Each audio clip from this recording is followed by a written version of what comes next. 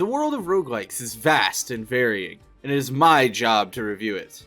Hello everyone, I am the Roguelike reviewer, and today we will be reviewing Ravenswatch, an action roguelike where you'll fight your way through hordes of monsters to stop an ever-growing nightmare from destroying your world.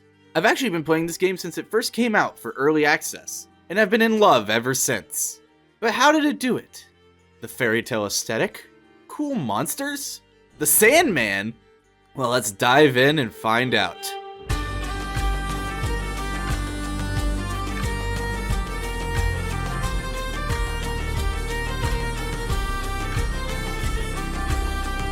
Starting, of course, with the gameplay.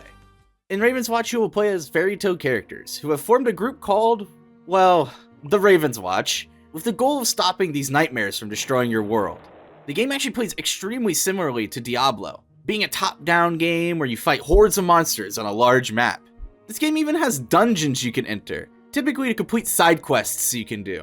Each character also having their own unique set of abilities to fight for these hordes of monsters, that improve as you level up, since each level will allow you to pick from traits to boost your move's power, like letting Aladdin heal by grabbing his scimitars after he throws them, or by making Scarlet's bomb detonate instantly.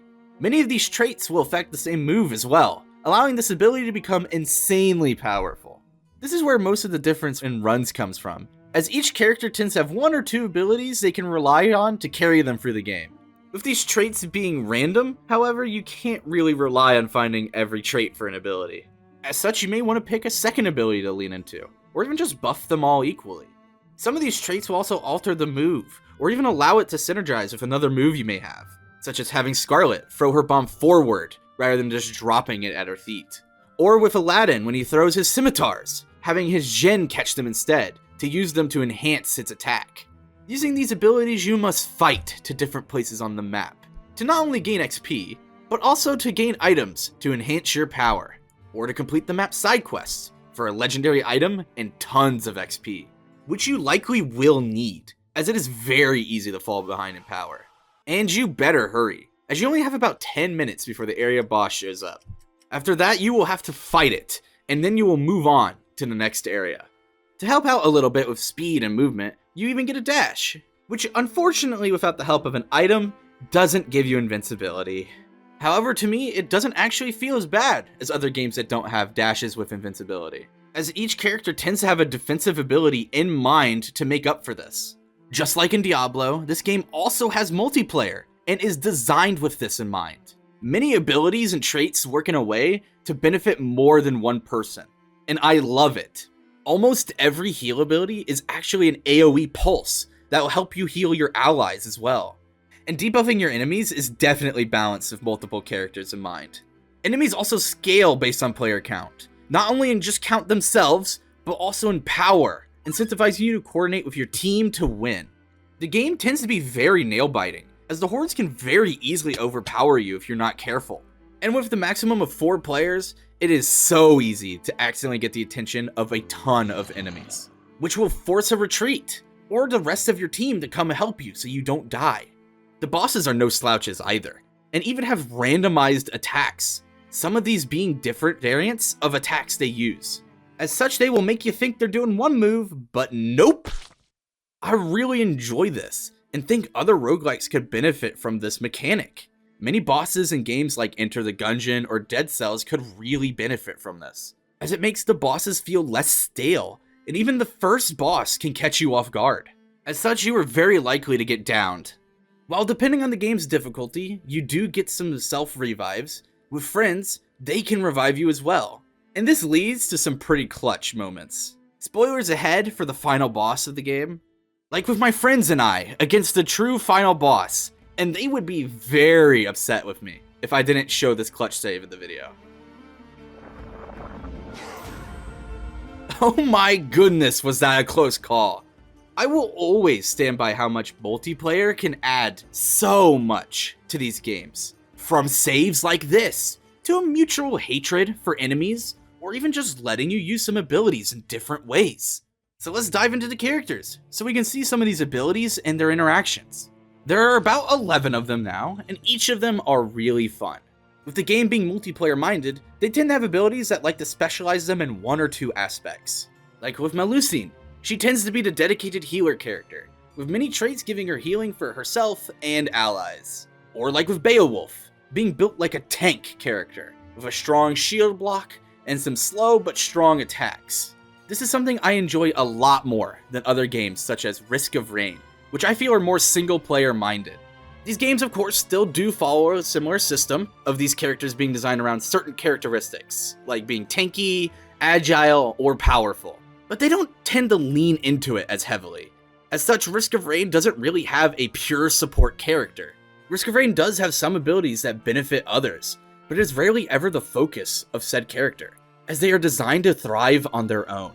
Ravenswatch feels like it was designed the opposite way, where they're designed to fit certain roles. Of course, they can still succeed on their own, which is why there are almost no buffs or healing effects that work on only allies. They also affect yourself, but are clearly insanely more powerful when they work for 4 targets rather than 1. I also really enjoyed the takes on each character, as they tend to have a twist on the original fairy tale. My favorite characters to play also just happen to be my favorite examples. Scarlet, or Red Riding Hood, has the twist of where they are the big bad wolf, as they are actually a werewolf. This also makes her gameplay feel extremely unique, as it plays with the day and night system. During the day, you're a human, and are much more nimble, weaving in and out of combat as you see fit, picking the horde apart, piece by piece. But during the night, as a werewolf, you are much bulkier and slower, making you stay in the fight, rampaging your way straight through the horde, rather than chipping away at it. Both forms use the same combo system though, where chaining basic attacks gives you combo points to boost your power attacks damage. So while they fill different roles, both sets of abilities function similarly enough that it isn't a super drastic change. This is a really fun dynamic, and is my personal favorite interpretation of Red Riding Hood. Then we have Aladdin, who is pretty similar. He is still a thief and fell in love with a princess, but the twist is the lamp he receives traps said princess inside to become the genie of the lamp. He plays as another more agile character, weaving around his foes, gaining enchantment stacks on his blades to empower your attacks. He also starts out with 3 wishes that can drastically change the tide of battle. You can wish for a massive burst of damage to take out your foes, wish for a small amount of cash and a boosting item, or probably the strongest one, a full heal for you and your allies that can also revive your allies on screen. It is no understatement to say that this wish is a run saver, and is always a good idea to have at least 1 wish stored for this wish, just in case. Once again, it is a very refreshing take on his character, and his playstyle really helps sell that he is a thief, with the use of magical artifacts and agile dodges. I didn't realize this until just now, but my favorite characters essentially combine 2 aspects of the story into one. Every character though is really unique, and I think it helps add a lot of charm, especially since if you play with others, the characters will actually talk to each other as well, which adds a lot to the feel of a ragtag group of heroes. Before we move on to the lore though, I do want to share a probably unpopular opinion. This opinion is about the newest characters added, Romeo and Juliet. They were originally designed to be only playable together, and I was super hyped for this. Just imagine how cool a set of characters could be with moves that work in tandem. I have never seen a roguelike do something like this, and it fits their characters so well. Like, I mean, come on. They literally kill themselves in the original story simply because they could not bear to be without one another. It is the perfect set of characters to do something like this. But due to a lot of backlash from the community, the developers caved, allowing them to be playable by themselves. I personally was devastated by this decision. I understand why people didn't want this, because it's not like everyone has someone to play this game with. But I think it is a huge missed opportunity to add something to the game that no other roguelike has attempted to do before. We still did get the characters having abilities that work together, as well as what they did to make them work solo is interesting. I would have preferred the original idea for them. Now with that out of the way, let's talk about the lore. The world of Reverie has been plagued by nightmares which seek to destroy the world. As such, a band of heroes from folk tales and legends join forces to stop them. Most of the in-depth lore actually tends to be character specific and talk about how they ended up where they are. Such as Aladdin seeking to free the princess from the lamp, eventually meeting up with the Pied Piper and joining Ravenswatch after finding out that she cannot be freed. For Scarlet, she got bit by a wolf, which cursed her with lycanthropy, and as such she sought a cure. She then meets up with Beowulf, joining Ravenswatch, to help fight off the nightmares. Another small spoiler warning for the information ahead. The characters actually all have one thing in common, eventually stumbling upon Baba Yaga the Witch, who is revealed to be the culprit of the nightmares, and most of the terrible events the characters have endured. As such, they team up to defeat her, to save the lands from her evil. It's actually a really neat twist, and makes sense as a character who would do this. Not only that, but she's also an understandable person for her characters to seek out. As a powerful witch, she would likely be the only person able to cure these curses, as well as be the one to apply them in the first place. I haven't seen all of the lore for each character, as you need to level them all up and beat the game with each one to see it all. But they are all really neat takes on these characters. I encourage you all to find out the others' lore for yourselves. Overall, I rate this game a 9.5 out of 10. This game is, in my opinion, the best multiplayer roguelike I have ever played.